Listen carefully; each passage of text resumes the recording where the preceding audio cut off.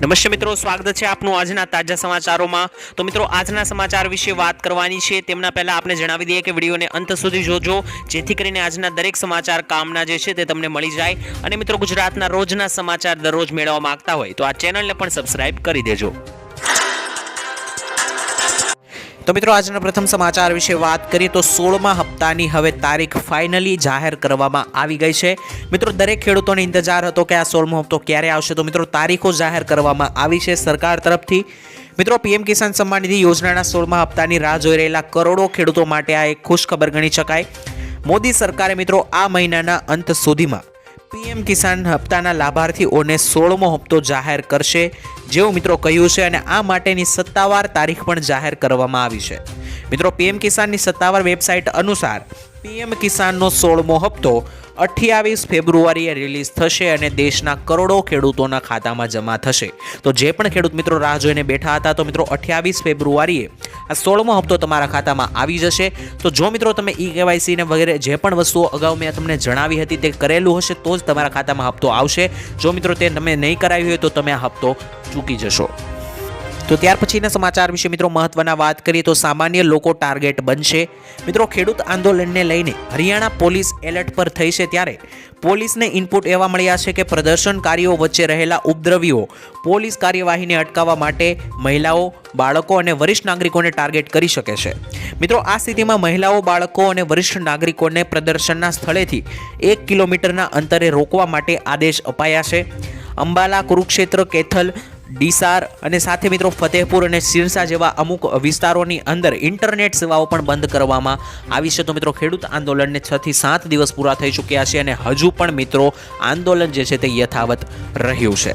મિત્રો, ત્યાર પછીના સમાચાર વિશે વાત કરીએ તો શું ગુજરાતમાં મફત વીજળી મળશે? મિત્રો, ભારતના 5 રાજ્યોમાં મળે છે મફત વીજળી। વાત કરીએ તો દિલ્હીમાં 200 યુનિટ મફત વીજળી આપવામાં આવે છે સરકાર તરફથી। ઝારખંડમાં 125 યુનિટ મફત વીજળી આપવામાં આવે છે। રાજસ્થાનમાં પણ મિત્રો 5 લાખ પરિવારને 300 યુનિટ મફત વીજળી આપવામાં આવે છે।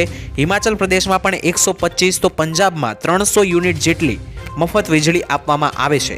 તો મિત્રો, ચૂંટણી નજીક આવતા ગુજરાતમાં પણ મફત વીજળી આપવી જોઈએ કે નહીં, ના મળવી જોઈએ કે મળવી જોઈએ, તે મિત્રો તમે કોમેન્ટમાં લખીને જણાવી દેજો। કારણ કે વાત કરીએ તો ભારતની અંદર 5 રાજ્યો એવા છે જે મફત વીજળી લઈ રહ્યા છે, તો ગુજરાતમાં પણ આપવી જોઈએ કે નહીં વીજળી, એકવાર જરૂર લખીને જણાવી આપજો। મિત્રો, ત્યાર પછીના સમાચાર વિશે વાત કરીએ તો હવે 20 મિનિટમાં પોલીસ ઘટના સ્થળે હાજર થશે। મિત્રો, હર્ષ સંઘવીએ જણાવ્યું કે આગામી સમયમાં પોલીસ ગુના સ્થળે પહોંચવા માટે રિસ્પોન્સ ટાઈમ ઘટાડવામાં આવશે, જ્યાં મિત્રો હવે 112 ટોલ ફ્રી નંબરની સેવા શરૂ કરવામાં આવશે, અને જેના કારણે ગુના સ્થળે કોઈ પણ વ્યક્તિ ફોન કરશે તો રાજ્યમાં ગ્રામ્ય વિસ્તારોમાં પોલીસ માત્ર ને માત્ર 20 મિનિટમાં હાજર થશે, અને જો શહેરી વિસ્તાર હશે તો પોલીસ માત્ર ને માત્ર 10 મિનિટની અંદર ઘટના સ્થળ પર પહોંચી જશે।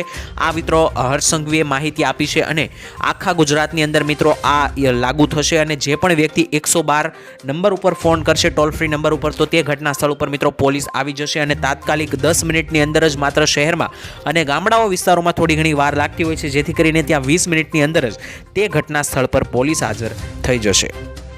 ત્યાર પછીના મહત્વના સમાચાર વિશે વાત કરીએ તો કમોસમી વરસાદે પાક બગાડ્યો। મિત્રો, બનાસકાંઠા, થરાદ પંથકમાં કમોસમી વરસાદને કારણે જીરું, રાયડા સહિતના પાકને મોટું નુકસાન થયું છે। પાકને લણવાના સમયે જ વરસાદે પાકને નુકસાન કરતા ખેડૂતોમાં મિત્રો અત્યારે ચિંતાનો માહોલ જોવા મળી રહ્યો છે। સાથે જ મિત્રો 21 થી લઈને 25 ફેબ્રુઆરી દરમિયાન હવામાન વિભાગે પણ વાતાવરણમાં પરિવર્તન અંગે આગાહી કરી હતી। દક્ષિણ ગુજરાત, સૌરાષ્ટ્ર, કચ્છમાં પવન ફૂંકાવાની આગાહી કરાઈ હતી। જોકે વરસાદની આગાહી નહોતી, તેમ છતાં મિત્રો બનાસકાંઠામાં વરસાદ ખાબક્યો છે। તો મિત્રો અત્યારે ખેડૂતોના પાક, લગભગ દરેક ખેડૂતોના પાક ખેતરમાં ઊભા હોય છે, જેવા કે ચણા, ઘઉં, જીરું, આવા દરેક મિત્રો જે પણ પાક ઊભા છે તેને માવઠાઓ બગાડતા હોય છે। એવું જ મિત્રો ઘટના બની છે। બનાસકાંઠામાં વરસાદ પડ્યો અને જીરું અને રાયડા જેવા પાકોને ભારે નુકસાન થયું છે, અને સરકારે ખેડૂતો મિત્રો આખા વર્ષે જે મહેનત કરી છે, પાકને વાવ્યો છે, અને છેલ્લે મિત્રો લણની ટાઈમે, લણવાના સમયે જ વરસાદ આવીને સમગ્ર પાકને મિત્રો બાષ્પીભવન કરી નાખ્યું છે।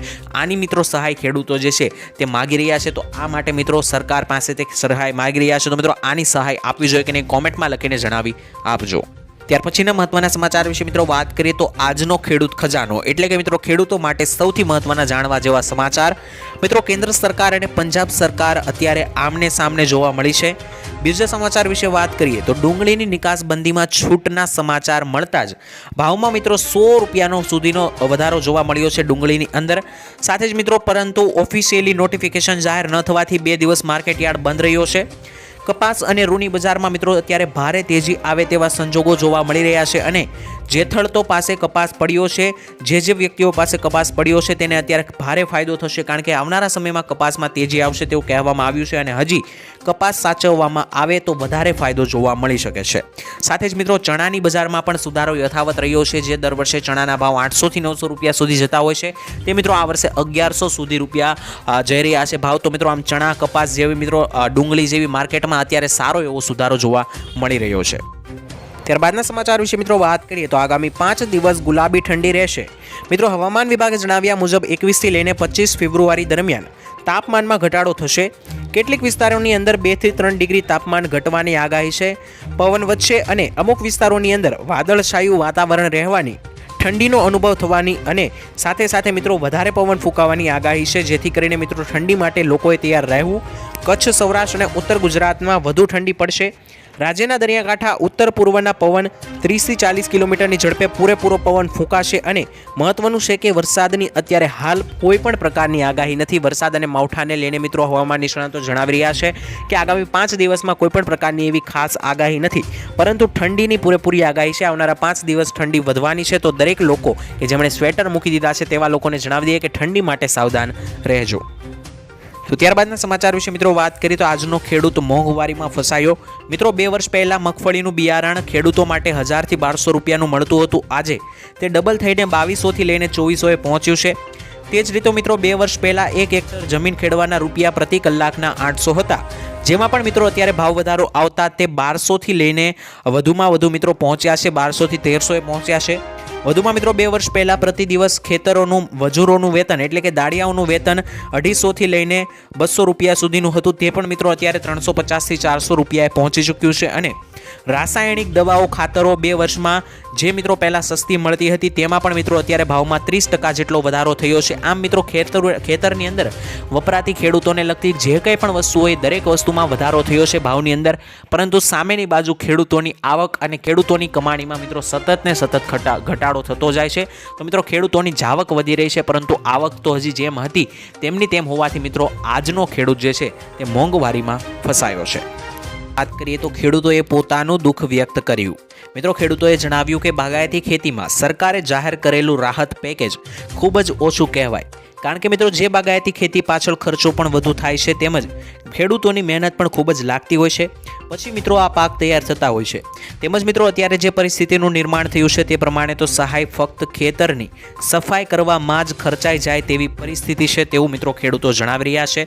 એટલે કે મિત્રો ખેડૂતોનું કહેવું એવું છે કે સરકાર આપવામાં આવતી સહાયને વધારે, કારણ કે સરકાર જે સહાય આપે છે તે તો માત્ર ને માત્ર ખેડૂતો પોતાના ખેતરની સાફ સફાઈમાં જ વેડફી નાખે છે.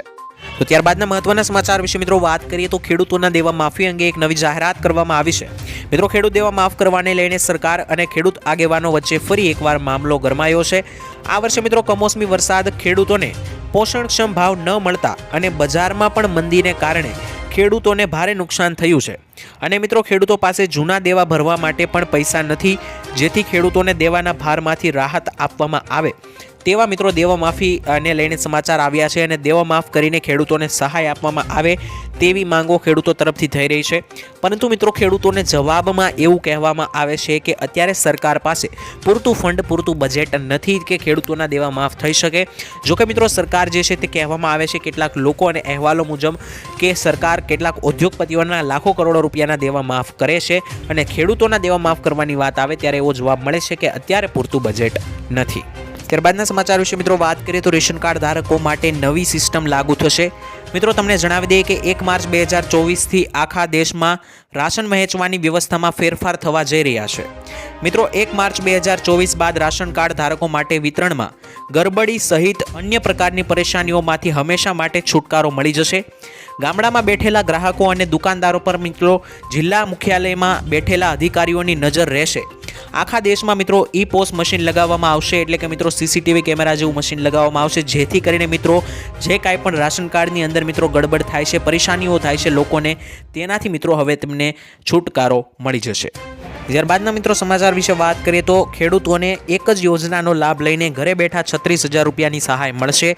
મિત્રો સરકાર ખેડૂતોને વૃદ્ધાવસ્થામાં આવકનો રસ્તો પૂરો પાડવા માટે પીએમ કિસાન માનધન યોજના ચલાવે છે, જેમના વિશે ઘણા ખેડૂતોને નથી ખબર. આ યોજના હેઠળ મિત્રો લાભાર્થીઓને 60 વર્ષની ઉંમર પછી 3,000 રૂપિયા પ્રતિ માસ પેન્શન આપવામાં આવે છે. આ એક સ્વૈચ્છિક અને વ્યક્તિદીઠ ફાળા આધારિત પેન્શન યોજના છે, જેમાં મિત્રો ખેડૂતોને 50થી લઈને 200 રૂપિયા પ્રતિ જમા કરાવવાના હોય છે અને 18 વર્ષ કે તેનાથી વધુ 40 વર્ષ કરતાં ઓછી ઉંમરના ખેડૂતો આ યોજનાનો લાભ નથી લઈ શકતા. 60 વર્ષથી ઉપરના ખેડૂતો મિત્રો પીએમ માનધન યોજનાની અંદર દર મહિને 3,000 રૂપિયા મેળવી શકે છે અને વાર્ષિક 36,000 રૂપિયા મેળવી શકે છે. 60 વર્ષની ઉંમર બાદ મિત્રો ખેડૂતોને આ 3,000 રૂપિયા માસિક પેન્શન આવવાનું શરૂ થઈ જશે. ઘણા ખેડૂત મિત્રો આ યોજના વિશે નથી જાણતા. આ યોજના વિશે જાણીને ઘરે બેઠા દર મહિને તમે 3,000 પેન્શન મેળવી શકો છો, તો દરેક ખેડૂતોને આના વિશે જાણવું જોઈએ. ત્યાર પછીના સમાચાર વિશે મિત્રો વાત કરીએ તો લોકસભાની ચૂંટણી ક્યારે યોજાશે.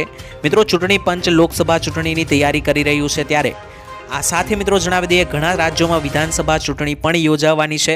આવી સ્થિતિમાં મિત્રો અધિકારીઓ રાજ્યોની સ્થિતિ અને સુરક્ષા દળોની ઉપલબ્ધતા વિશે માહિતી મેળવી રહ્યા છે. તમને જણાવી દઈએ કે ઈસીના સૂત્રોના જણાવ્યા મુજબ 9 માર્ચ પછી લોકસભાની ચૂંટણીની તારીખો જાહેર થઈ શકે છે, જે મિત્રો મોટી ચૂંટણી ગણવામાં આવે છે. અને આ વખતે પણ મિત્રો લોકસભા ચૂંટણીની પેટર્ન 2019 જેવી જ હોઈ શકે છે.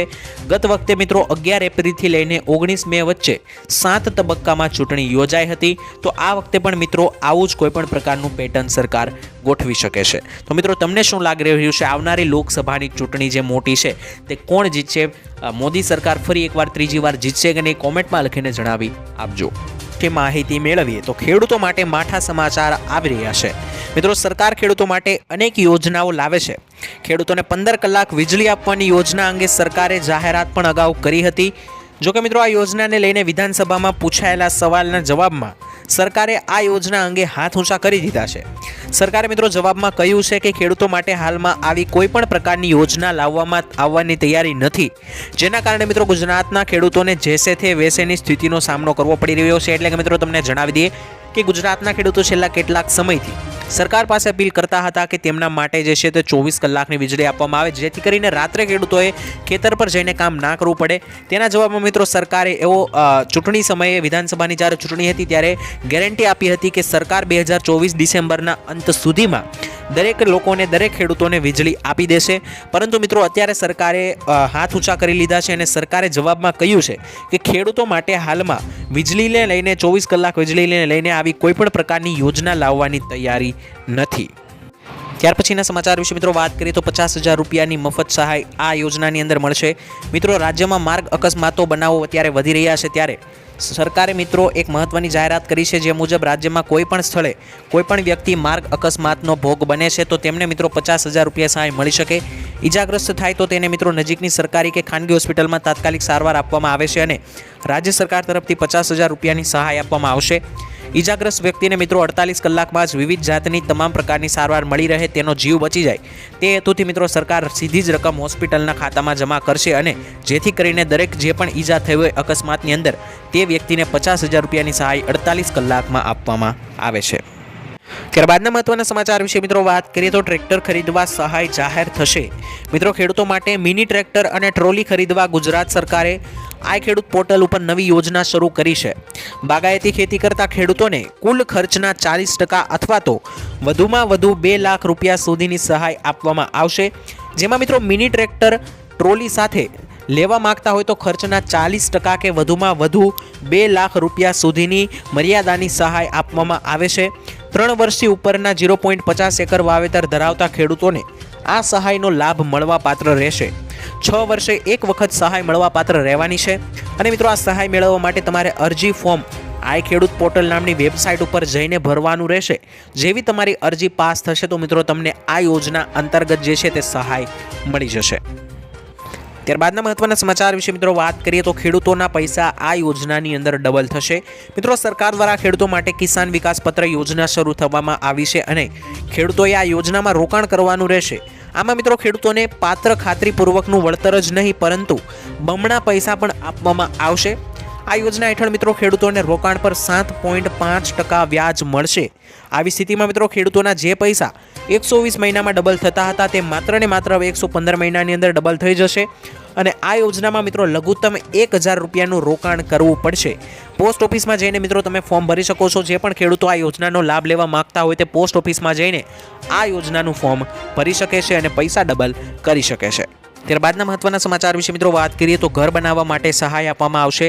મિત્રો પ્રધાનમંત્રી આવાસ યોજના હેઠળ પ્રધાનમંત્રી ગ્રામીણ આવાસ યોજના 2021 અંતર્ગત કેન્દ્ર સરકાર સપાટ જમીન પર પાકું મકાન બનાવવા માટે 1,20,000ની નાણાકીય સહાય પૂરી પાડે છે અને મિત્રો ડુંગરાળા વિસ્તારમાં પાકા મકાન બાંધવા માટે સરકાર 1,30,000ની નાણાકીય સહાય પૂરી પાડે છે।